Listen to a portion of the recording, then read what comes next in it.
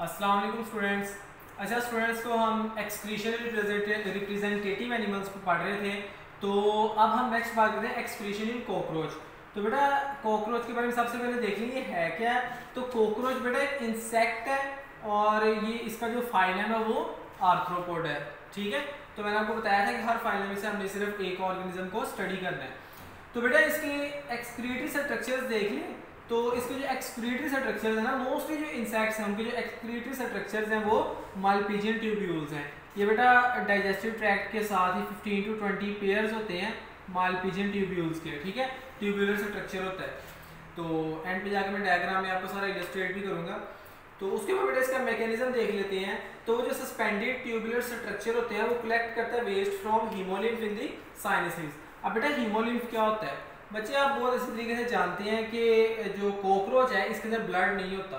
ठीक है, इसके अंदर ब्लड की जगह जो फ्लूइड मौजूद होता है उसे हम हीमोलिम्फ कह देते हैं। ठीक है, तो बेटा साइनसेस किसे कहते हैं। लेट्स से बेटा ये देखो, ये गट है ना इस तरह उसकी कॉकरोच की, तो ये इस तरह ये गट बन रही है। तो बेटा इसके जो आसपास कैविटी मौजूद है ना, उस कैविटी को बेटा हम साइनसेस कहते हैं। साइनसेस का मतलब होता है कैविटी, खाली जगह। ठीक है, तो बेटा इसके अंदर जो ना हीमोलिम्फ फिर रहा होता है, तो यहाँ से वो क्या करता है, कलेक्ट करता है हीमोलिम्फ को। Fluid then enters the hind gut and reaches the rectum. बेटा जो हाइंड गट है यहाँ पर रेक्टम मौजूद होती है, वहाँ पर फ्लूइड चला जाता है। अब बेटा rectum reabsorbs most of the salt and water. अच्छा बेटा यहाँ पे ना अब आप लोग थोड़ा सा परेशान हो रहे होंगे अगर आप लोगों ने पीछे से पढ़ा हुआ है सारा फर्स्ट ईयर को, कि जो रेक्टम है ये लार्ज इंटेस्टाइन का पार्ट होता है और large intestine is a part of digestive system. तो आप लोग सोच रहे होंगे कि हम पढ़ रहे हैं एक्सक्रीटरी सिस्टम, तो एक्सक्रीटरी सिस्टम में डाइजेस्टिव सिस्टम कैसे आ गया।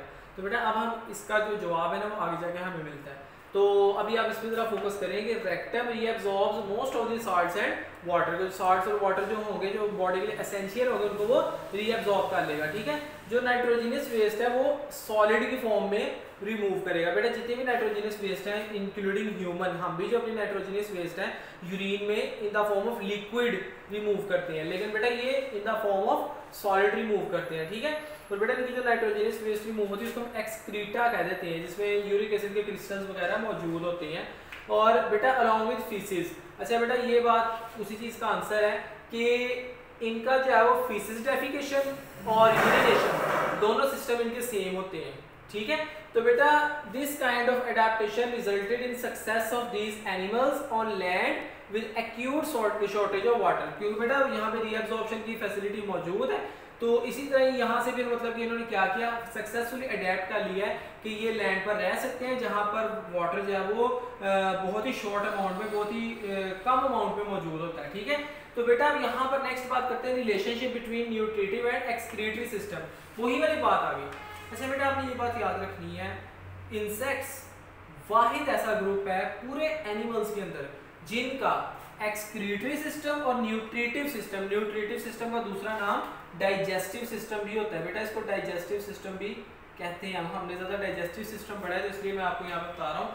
तो बेटा देखो इनका डाइजेस्टिव सिस्टम और एक्सक्रीटरी सिस्टम दोनों इकट्ठे होते हैं। बाकी कोई भी एनिमल देख लें इंक्लूडिंग ह्यूमन, डाइजेस्टिव सिस्टम बिल्कुल अलग है और एक्सक्रीटरी सिस्टम बिल्कुल अलग है। डाइजेस्टिव सिस्टम या एक्सक्रीटरी सिस्टम से कोई रिलेशन नहीं है।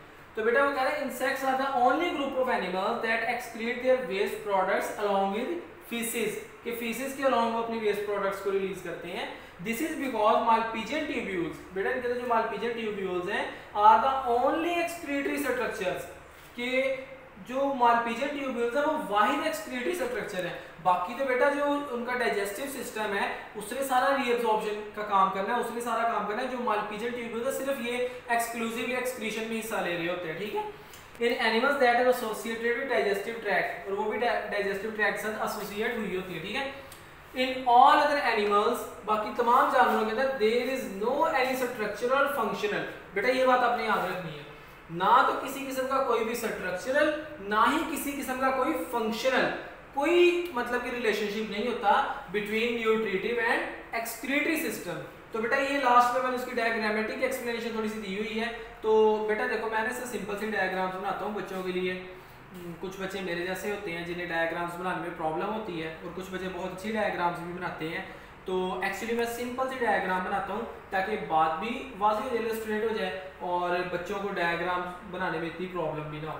तो बेटा ये देखो, ये मैंने एलिमेंट्री के नाम बनाई है उसकी कॉकरोच की, ये उसकी फोर गट है, ये उसकी मिड गट है जिसको हम स्टमक कहते हैं, ये उसकी हाइंड गट है जिसको हम रेक्टम कह रहे हैं, ये उसका माउथ है और ये उसकी एनस है, ये उसका एक्चुअली डाइजेस्टिव सिस्टम है। और ये जो बेटा आपको स्टमक के ऊपर इस तरह ये ट्यूब्यूलर स्ट्रक्चर्स नजर आ रही हैं, ठीक है, ये मालपीजियन ट्यूब्यूल्स हैं, ठीक है। तो बेटा अब ये देखो, ये इसके गिर्द ये हीमोलिम्फ मैंने लिक्विड बनाया है, ठीक है। अब यहाँ से क्या होगा, ये गट के अंदर जाएगा, गट के अंदर जाकर ये यहाँ से इधर जाएगा रेक्टम के अंदर, तो यहाँ पे रीअब्जॉर्प्शन हो जाएगी, और रीअब्जॉर्प्शन होने के बाद जो एक्सक्रीट है वो थ्रू एनएस बॉडी से एक्सपेल आउट कर देगा। तो बेटा that's all about the excretion in cockroach. If anyone have any query, he or she friendly ask in comment section, or you can contact me on Facebook or WhatsApp. Thank you so much.